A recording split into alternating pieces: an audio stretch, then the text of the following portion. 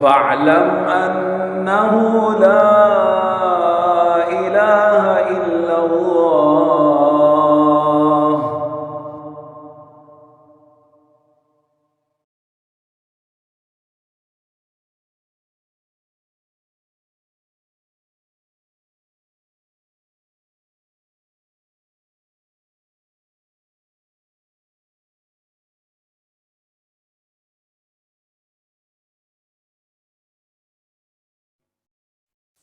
السلام علیکم ورحمۃ اللہ وبرکاتہ۔ الحمدللہ والسلام علی رسول اللہ، اما بعد۔ کہ آپ کے سامنے یہ ہے قواعد النحو، ابتدائی قواعد النحو، صفحہ نمبر ہے 9۔ اس میں اسماء مربع کی اقسام اور ان کا اعراب بیان ہونے چلا ہے، اور یہ سبق انتہائی اہمیت کا حامل ہے۔ اسماء مربع، پہلا لفظ ہے اسماء مربع کیا ہوتے ہیں؟ اسماء اسم کی جمع ہے، اور مربع آپ نے پچھلے سبق میں پڑھا مورب جس کا آخر بدلتا رہتا ہے، جیسے حامدن حامدن حامدن، زیدن زیدن زیدن، خالدن خالدن خالدن، تو جس کا آخر بدلتا رہتا ہے وہ مورب ہوتا ہے۔ اب وہ کتنے الفاظ ہیں، کون کون سے الفاظ ہیں جن کا آخر بدلتا رہتا ہے؟ لغت عرب تو بہت زیادہ الفاظ ہیں، اب کیسے کریں؟ تو ان کی عربوں نے اور ماہرین نے چند اقسام بنا دی ہے، تو اس طرح کے الفاظ جو ہوں گے وہ آپ آسانی سے پہچان پائیں گے۔ مثلا جو ہے وہ زیدن ہے، اب یا حامدن ہے، اب دیکھنے میں تو لفظ یہ دو ہیں، زیدن حامدن خالدن ناصرن، لیکن عربوں نے جو ہے یا ماہرین نے اور قواعد بنانے والوں نے، نحویوں نے اس کا نام رکھا ہے ایک۔ اب نام اس کا کیا ہے کہ یہ اسم ہے اور مورب ہے۔ مورب کا مطلب کس کا آخر بدلتا ہے؟ زیدن زیدن زیدن، حامدن حامدن حامدن، ناصرن ناصرن ناصرن، خالدن خالدن خالدن۔ عامل جب پیچھے آئے گا تو اس کے مطابق یہ بدل جائے گا، چینج ہو جائے گا، مورب ہو گیا اسم مورب۔ اور منصرف، اس کا ساتھ بولنے کے، منصرف کا مطلب اس پہ تنوین آ جاتی ہے، تو جس پہ تنوین آ جائے وہ ہوتا ہے منصرف، اور جو بدلتا تو ہو لیکن تنوین نہ آئے، مثلا عمر ہے، اب عمر و عمرہ، مساجد و مساجدہ، یہ بدلتے تو ہیں، زینب و زینبہ، عائشہ تو عائشہ۔ تو اب یہ تبدیل تو ہوتے ہیں، حرف میں تبدیلی ہوتی ہے لیکن اس پہ تنوین نہیں آتی۔ عمر کے اوپر کبھی تنوین نہیں آئے گی، عمر کے اوپر، ٹھیک ہے۔ عائشہ عائشہ تو عائشہ تا، اس پہ تنوین نہیں ہے، عائشہ تو نہیں کہیں گے۔ تو جس پہ تنوین جو ہے وہ آئے وہ تب منصرف، اسم مورب منصرف۔ اب اس چیز کو آپ سامنے رکھتے ہیں، اسم مورب منصرف، اسم مورب منصرف۔ قرآن پکڑیں، حدیث پکڑیں، عربی کی کوئی کتاب پکڑیں، تو آپ لفظ کو دیکھیں کہ یہ ہماری تعریف کس پہ فٹ آتی ہے، تو آپ کے سامنے آسانی کے ساتھ الفاظ آتے چلے جائیں گے جس پہ یہ تعریف الفاظ آپ فٹ کر کے دیں گے۔ اسم کرنا ہے، مورب کرنا ہے اور منصرف کرنا ہے، تو اس لفظ سے آپ سینکڑوں نہیں ہزاروں الفاظ کی ساخت کر سکتے ہیں کہ یہ الفاظ اس کیٹیگری میں اور اس دائرے میں آتے ہیں۔ تو یہ اس طرح جو ہے اس سبق کے اندر بیان ہوگا، گویا کہ یہ سبق آپ کو چوبی دی جا رہی ہے، جو ہے کنجی دی جا رہی ہے، اس سے آپ مطالعے کھولتے چلے جائیں گے اور آگے بڑھتے چلے جائیں گے۔ اسماء مربع کی دو قسمیں ہیں، اسماء مربع بالحرکات، حرکت جیسے ابھی آپ کے سامنے جتنی مثالیں آئی ہیں، زیدن زیدن زیدن، حامدن حامدن حامدن، ناصرن ناصرن ناصرین، یہ حرکت ہے۔ پچھلے سبق کے اندر بھی آپ نے پڑھا تھا، حرکت جو ہوتی ہے ضم فتح کسرہ اور سکون، اسماء مربع بالحرکات۔ اور اسماء مربع بالحروف، حروف کی پیچھے بھی آپ نے مثال پڑھی تھی، واو الف یا، ابو ابا بی، اخو اخا فی، اور بھی الفاظ ہیں، اسم مسلمان مسلمین۔ آج ہم یہ پڑھتے ہیں اسماء مربع بالحرکات اور اسماء مربع بالحروف، کہ وہ اسماء جن کا اعراب حرکت کے ذریعے ظاہر ہوتا ہے، اور وہ اعراب الفاظ اسماء جن کا اعراب حرف کے ذریعے ظاہر ہوتا ہے، جن کی تبدیلی آخر میں حرف کے ذریعے آتی ہے۔ پہلے ہے اسماء مربع بالحرکات، یہ وہ اسماء، پہلے اس کی تعریف کو کہے اسماء مربع بالحرکات کیا ہیں، تو آپ یہ تعریف کریں گے، وہ اسماء جن کا اعراب ضم فتح کسرہ سے ظاہر ہو،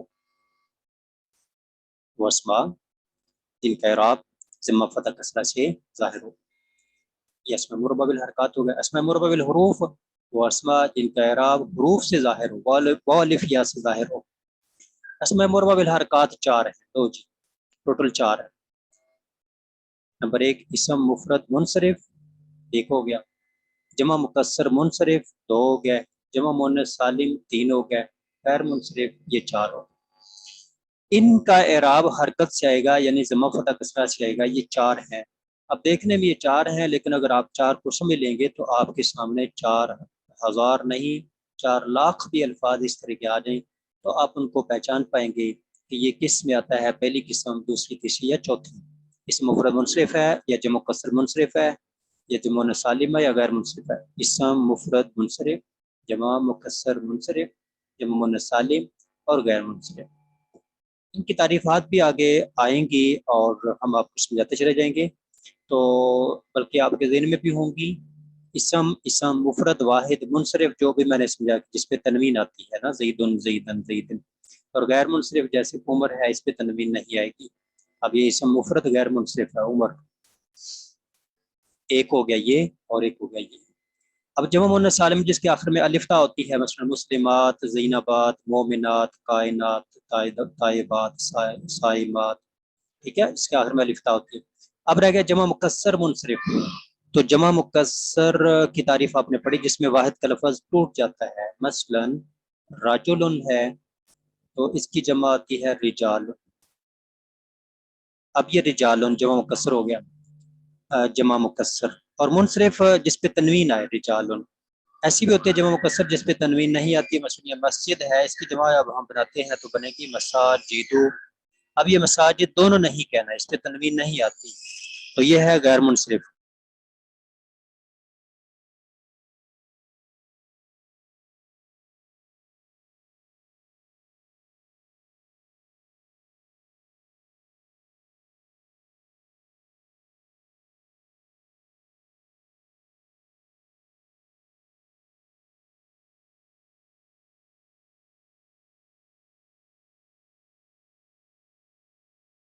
जी, तो इस बात से ये बात सामने आई कि जो जमा मुकस्सर होती है, ये भी है जमा मुकस्सर और ये भी है जमा मुकस्सर जो मस्जिद से बनी है, मसाजिद।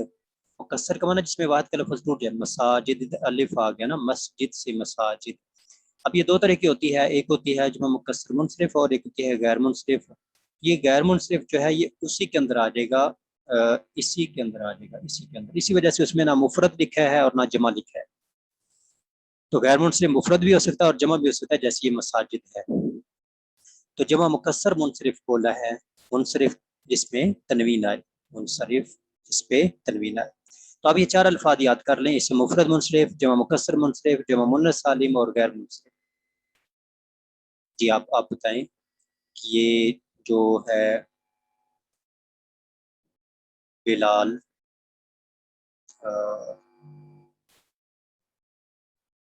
अगर बिलालुन है तो फिर क्या होगा, इसम मुफरद मुनसरिफ।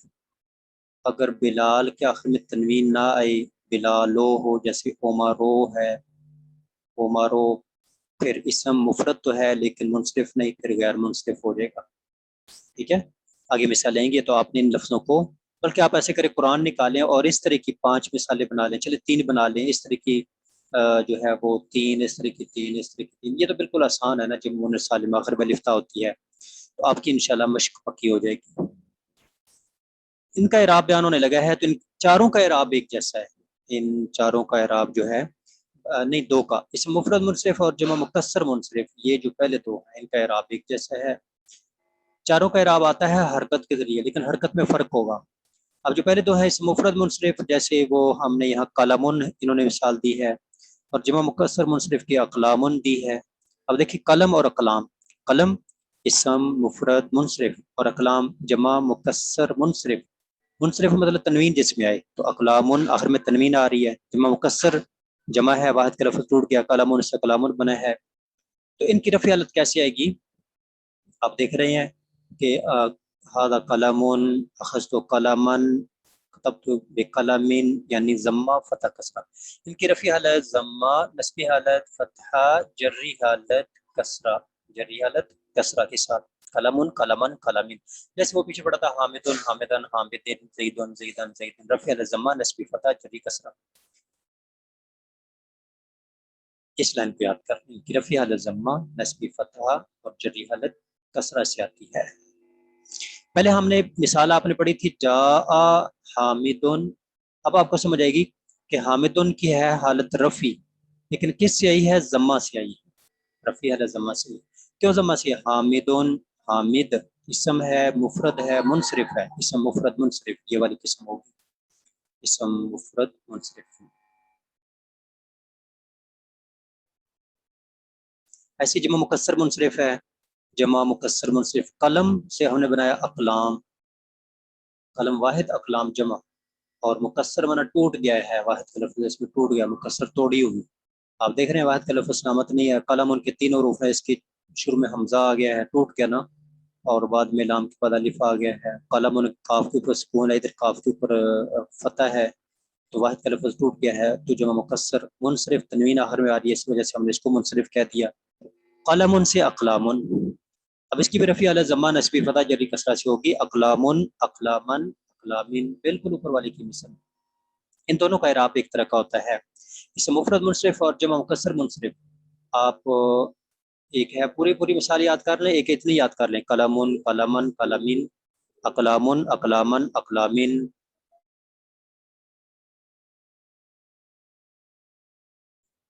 جی دو الفاظ کا اعراب ہمارے سامنے واضح ہوا، ابھی آتا ہے جمع مؤنث سالم، تو جیسے میں نے پہلے بیان کیا تھا کہ جمع مؤنث سالم کی پہچان انتہائی آسان ہے، آخر میں الف اور تا ہوتی ہے، مومن سے مومنات، مسلم سے مسلمت سے مسلمات، طالبۃ سے طالبات، تو اس کی جو ہے وہ رفیع حالت آپ دیکھ رہے ہیں، مومناتن، مومناتن، مومناتن، یعنی رفیع حالت ضمہ نسبی بھی کسرہ اور جری بھی کسرہ، نسبی جری دونوں کسرہ کے ساتھ آتی ہیں، مسلماتن، مسلمات، مومناتن، مومناتن، رفیع حالت ضمہ نسبی جری کسرہ، اس کو آپ یاد کریں، رفیع حالت ضمہ اور نسبی جری کسرہ، نسبی حالت میں اس پر فتح نہیں آتا بلکہ کسرہ ہی آتا ہے، پیچھے آپ نے پڑھا تھا قلمن، قلمن، قلمین، تو یہاں فتح نہیں آئے گا، مومنات المومنات، تان نہیں آئے گا، مومناتان، ادھر فتح نہیں آئے گا، مومناتان نہیں آئے گا، مومناتن، اور مراتب مومناتن، رفیع الضمہ نسبی جری دونوں کسرہ، رفیع الضمہ نسبی جری دونوں کسرہ، جمع مؤنث سالم کا اعراب بیان ہو گیا، جس کے آخر میں الف اور تا لمبی تا ہوتی ہے۔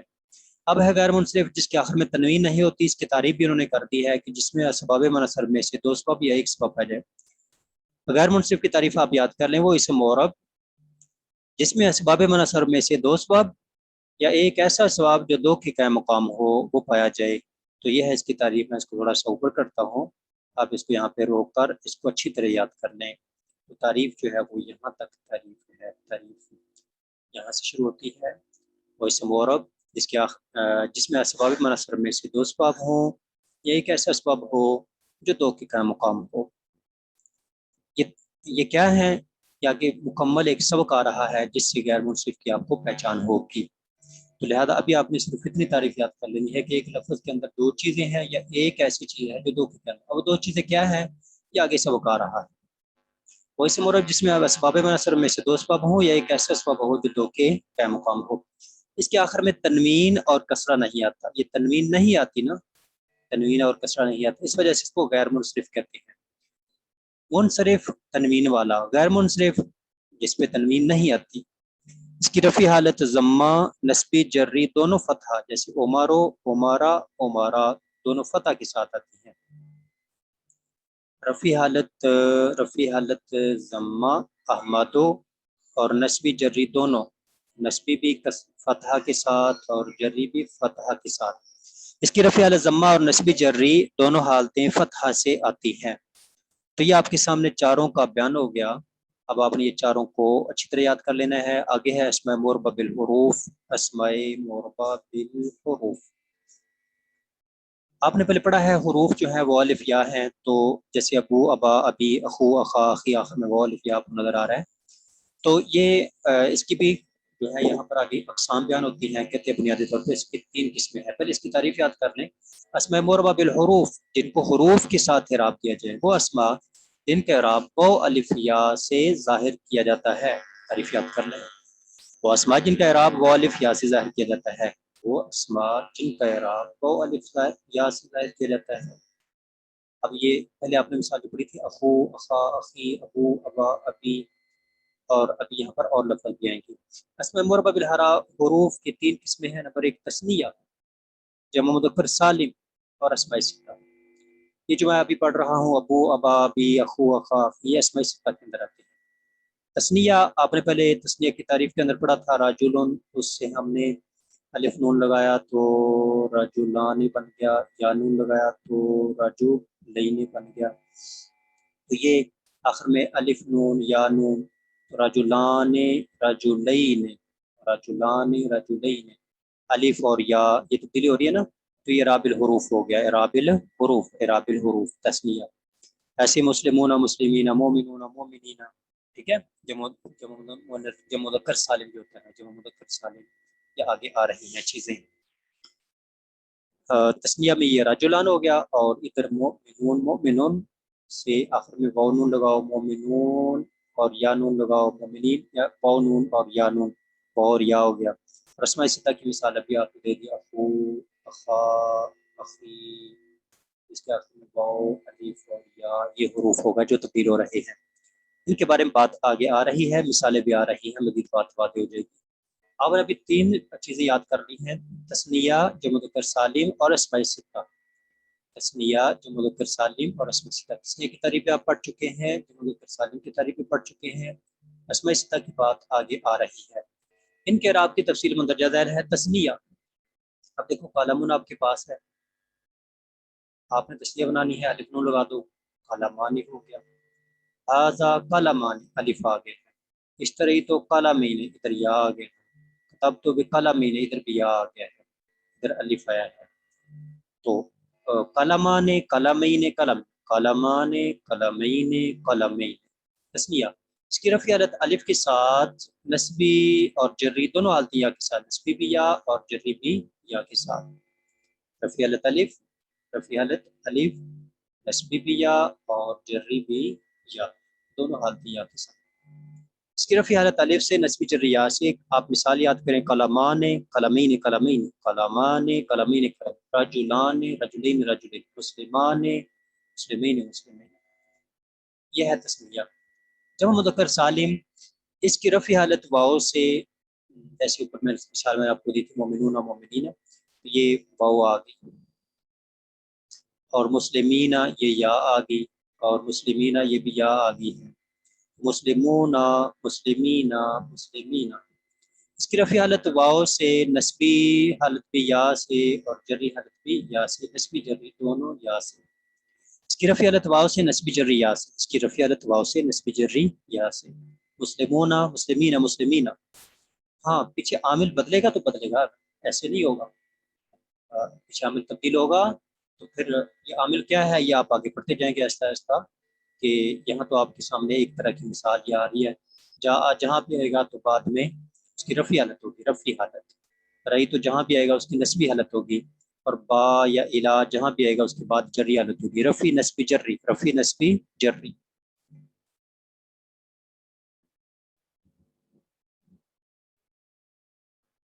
اسماء ستہ، اسماء ستہ، ستہ مانا 6، تو یہ 6 اسم آپ ان 6 کو یاد کر لیں، ابن اخن ہمن، 3 یاد کریں، ابن اخن ہمن، ابن باپ اخن بھائی، ہمن جو خامد یا بیوی کی طرف سے مرد رشتہ دار ہوتا ہے، تو خامد کی طرف سے عورت کے لیے عورت کے دیور جیٹ ہو گئے، اور بیوی کی طرف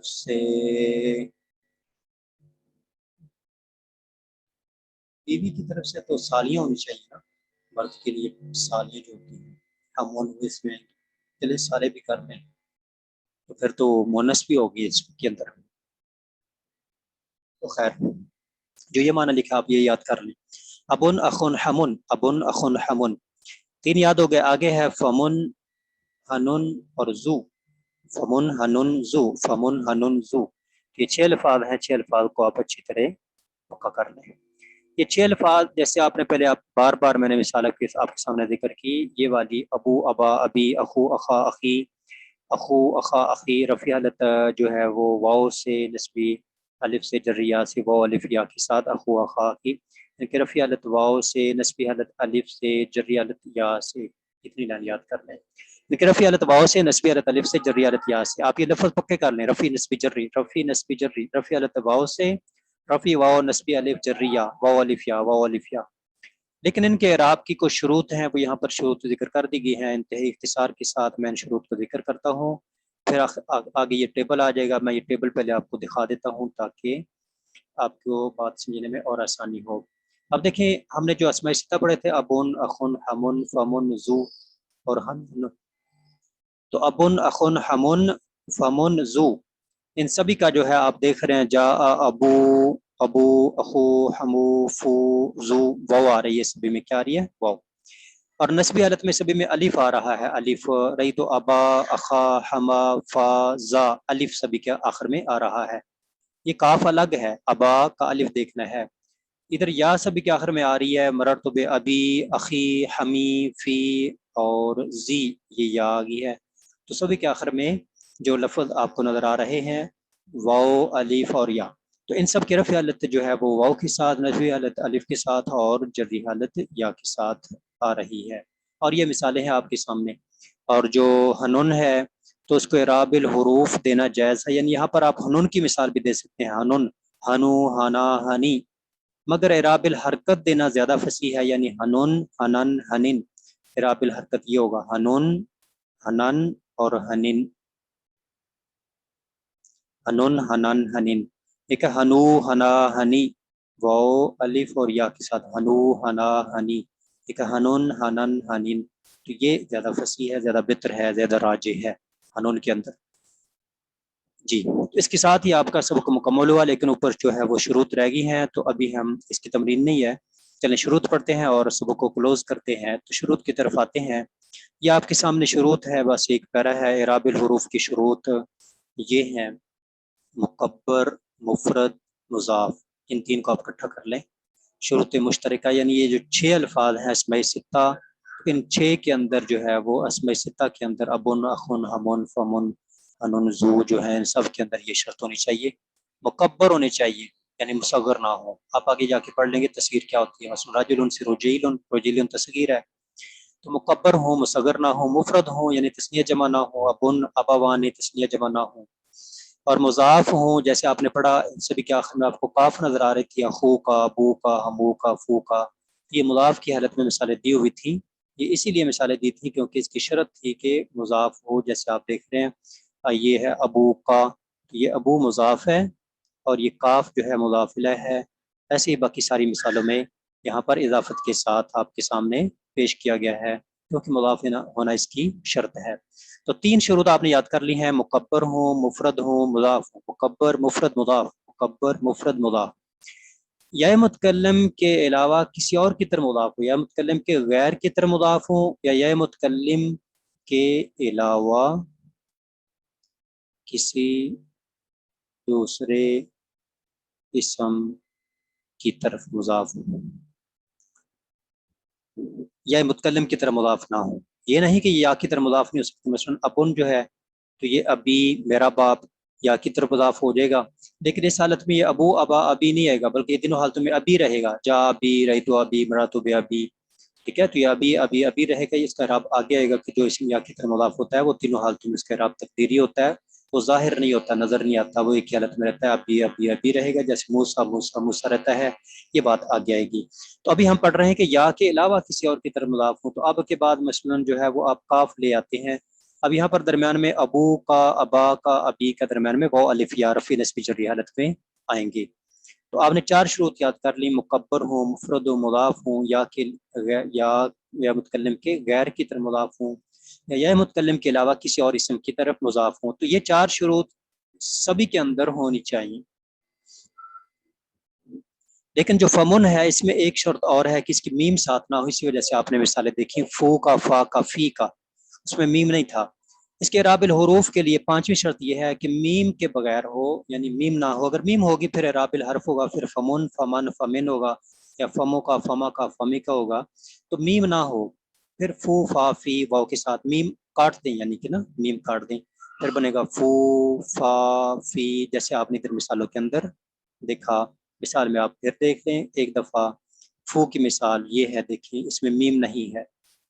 فو کا فا کا فی کا میم اس کے ساتھ نہیں ہے. تو گویا کہ زو فمن کی پچھلی 4 شرطیں ساتھ شامل کریں اور ایک یہ فمن کے لیے 5 شرطیں ہو جائیں گی. 5ویں شرط یہ ہے کہ میم کے بغیر ہو. اور زو جو ہے، زو کی پہلی 4 شرطیں اور ایک 5ویں ہوگی اور ایک چھٹی شرط ہوگی، تو 5 6 4 وہ اور 5ویں چھٹی، یہ 6 کل اس کی ہو جائیں گی۔ زو کے اعراب بالحروف کے لیے شرط یہ ہے، 5ویں شرط یہ ہے کہ زو بمانا صاحب ہو، بمانا الذی نہ ہو۔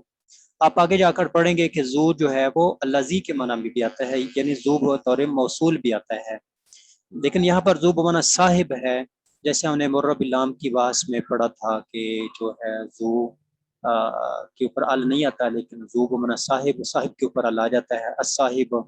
اب یہاں پر آپ مثال دیکھیں تو آپ کو زو بمانا صاحب کی سمجھ آئے گی۔ آپ اس کو جا حامد ذو العزم، ذو کا معنی صاحب، صاحب العزم۔ اچھا اگر اس کو ہم الذی کرتے ہیں، الذی العزم، آیا حامد الذی العزم معنی نہیں ہے، تو حامد صاحب العزم، حامد عزم والا۔ اب بات واضح ہے، تو یہ ذو بمعنی صاحب ہے، بمعنی الذی نہیں ہے۔ تو ذو بمعنی صاحب ہو، بمعنی الذی نہ ہو۔ اگر آپ کو سمجھ آ رہی ہے تو ٹھیک، نہیں تو اس کو یاد کر لیں اتنا ہی کہ ذو بمعنی صاحب ہو، بمعنی الذی نہ ہو، اس کو ایسے یاد کر لیں، ذو بمعنی صاحب ہو، بمعنی الذی نہ ہو۔ چھٹی شرط یہ ہے کہ یہ اس میں جنس کی طرف مضاف ہو۔ اس میں جنس کیا ہے، اس کی تعریف پہ آگے آئے گی۔ اس میں جنس، اس میں پوری جنس آ جائے، مثلا انسان ہے، انسانوں کی پوری جنس آ گئی، علم ہے، علم کی جتنی اقسام ہے، علم کی ساری جنس آ گئی۔